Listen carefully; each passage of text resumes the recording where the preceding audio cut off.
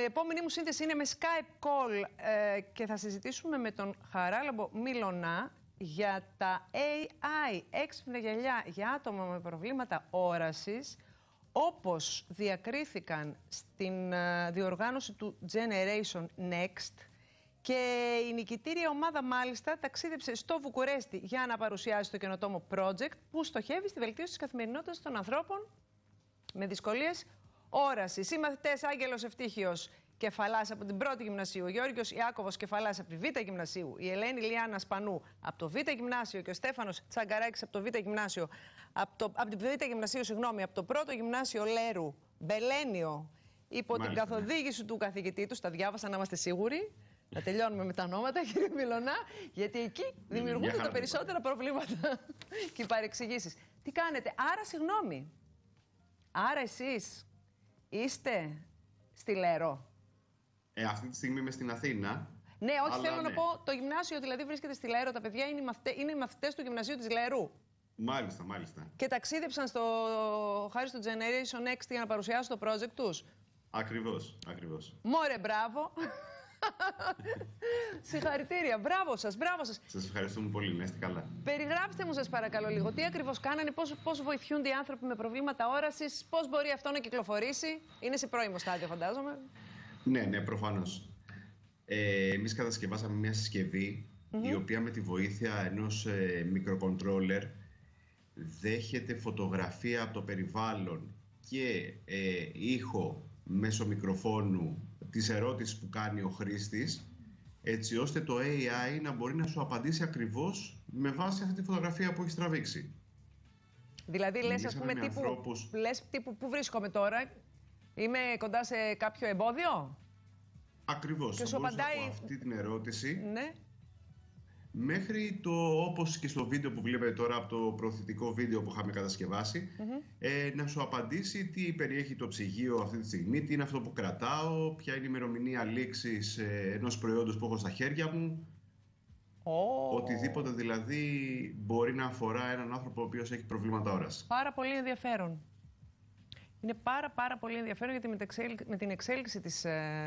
το σκεφτόμουν ότι μας λέγανε ότι σε λίγο καιρό θα είναι σε θέση, ας πούμε, επειδή δείξατε το ψυγείο, μέσω AI να έχεις κατευθείαν ενημέρωση για το τι βρίσκεται μέσα στο ψυγείο σου, πότε λύγει, τι έχεις έλλειψη, τι πρέπει να πάρεις, δηλαδή γίνονται τρέλα πράγματα. Τώρα να συμβαίνουν όλα αυτά και να μην μπορεί κάποιος με τον πολύ έξυπνο εντωμεταξύ τίτλο που βρήκατε, το πρωτότυπο AI, πολύ ωραίο, ήταν έξυπνο. Λογοπαίγνιο, ναι. Πονηρό, αλλά πολύ πεντακειμένο και εύστοχο, μπράβο σας. Να είστε καλά. Πρόκειται δηλαδή για όλες τις διαβαθμίσεις των προβλημάτων όρασης? Κοιτάξτε να δείτε, στοχεύει σε ανθρώπους οι οποίοι δεν βλέπουν καθόλου ενδεχομένως. Αυτό προσπαθεί να γεφυρώσει η τεχνολογία μας. Προβλήματα που ο άλλος έχει στην καθημερινότητά του να μπορέσει να τον βοηθήσει. Μιλήσαμε με ανθρώπους που το έχουν ανάγκη προφανώς και μας είπαν για όλα αυτά. Μιλήσαμε με την κυρία Θεοδόρα Φαρδέλα, η οποία είναι Γενική Γραμματέας του Πανελλήνιου Συνδέσμου Τυφλών και μας ανέφερε όλα αυτά τα προβλήματα. Εγώ έχω συγγενικό μου πρόσωπο, έτσι κι αλλιώς, ο οποίος αντιμετωπίζει προβλήματα όρασης και μου είχε και αυτός μεταφέρει τους προβληματισμούς του από την καθημερινότητά του. Οπότε με τα παιδιά, που δυστυχώς δεν είναι μαζί μου σήμερα, γιατί εγώ είμαι στην Αθήνα και τα παιδιά είναι στη Λέρο, προσπαθήσαμε να φτιάξουμε αυτή τη συσκευή.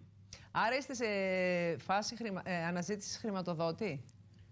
Κοιτάξτε, επειδή μιλάμε για ένα δημόσιο σχολείο, δεν είμαστε σε αυτή τη φάση, να σας πω την αλήθεια. Αυτό που όμως προσπαθούμε να κάνουμε είναι να βελτιώσουμε τη συσκευή, να έχει μικρότερο όγκο, γιατί αυτή τη στιγμή ο όγκος είναι λίγο μεγάλος, έτσι ώστε να μπορέσουμε να το προσφέρουμε σε ανθρώπους που γνωρίζουμε, που ενδεχομένως το έχουν ανάγκη, για να βοηθήσουμε. Ναι, καταλαβαίνω. Όχι όμως δηλαδή σε επίπεδο. Δεν θέλετε να υπάρξει παραγωγή, ας πούμε? Όχι, αλλά ακόμη και να.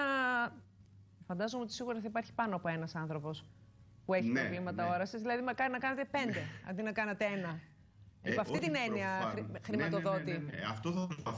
Αυτό θα προσπαθήσουμε. Γνωρίζουμε κάποιους ανθρώπους και θέλουμε να φτιάξουμε τέτοια αντίτυπα. Με τι άλλες ιδέες είχατε να συναγωνιστείτε? Η δεύτερη ιδέα, η δεύτερη ομάδα που βγήκε στο διαγωνισμό είχε να κάνει με την αντιλιοταμίευση. Με την? Δηλαδή αποθήκευση, αντιλιοταμίευση. Αντιλιοταμίευση, μάλιστα. Ναι, έχει να κάνει με την αποθήκευση ενέργειας, Ναι. με τη βοήθεια του νερού, Ναι. ανεβάζοντας πολύ ψηλά νερό σε περιοχές, έτσι ώστε όταν δεν έχω ήλιο, όταν δεν έχω αέρα, να μπορέσω να δημιουργήσω ηλεκτρικό ρεύμα με τη βοήθεια του νερού. Και όλα αυτά τα κάνουν παιδιά γυμνασίου? Το συγκεκριμένο ήταν από εργαστηριακό κέντρο. Είναι λίγο μεγαλύτερα παιδιά. Α.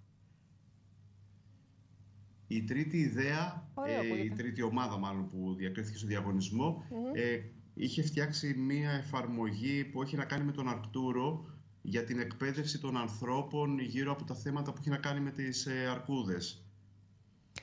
Τώρα κοιτάξτε, γίνονται αυτές οι σοβαρές προσπάθειες. Από τη μία υπάρχουν όλα αυτά τα παιδιά που ασχολούνται με ένα τέτοιο project, είτε είναι ρομποτική, είτε είναι καινοτομία, είτε είναι οτιδήποτε, και μετά μένει και η ρετσινιά στα υπόλοιπα τα παιδιά που είναι μπροστά σε μια οθόνη και σε ένα κινητό και η νεολαία μας και το ένα και το άλλο. Όχι! Αυτά σκέφτομαι καμιά φορά. Αυτό προσπαθούμε να τους περάσουμε εμείς σαν εκπαιδευτικοί.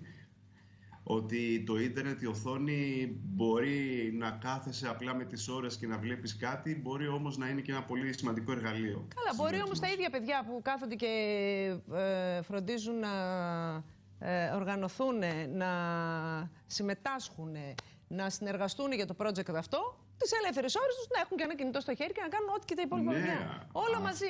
Αυτό ισχύει. Παν μέτρων άριστον, δηλαδή, θέλω να πω με λίγα λόγια. Συγχαρητήρια στην ομάδα σας, μπράβο σας. Πήγατε και στο Βουκουρέστι. Πήγαμε και εκεί, ναι. Εκεί μαζεύτηκαν οι 9 ευρωπαϊκές χώρες που έπαιρναν μέρος σε αυτό το διαγωνισμό. Είναι υπό την ομπρέλα του Skills Upload Junior Challenge και ενώθηκαν όλες οι ομάδες, οι νικήτριες κάθε χώρας, έτσι ώστε μεταξύ μας να αλλάξουμε τις εμπειρίες μας, να μοιραστούμε τις γνώσεις μας. Καταλαβαίνω τη χαρά τους. Φαντάζομαι καθενθουσιασμένα όταν μάθαν ότι θα ταξιδέψουν. Πω. Σας ευχαριστώ πολύ και συγχαρητήρια. Και εμείς να είστε καλά, σας ευχαριστούμε. Χαίρετε. Εμείς θα σας αφήσουμε με ένα βίντεο από το eDaily, την αγαπημένη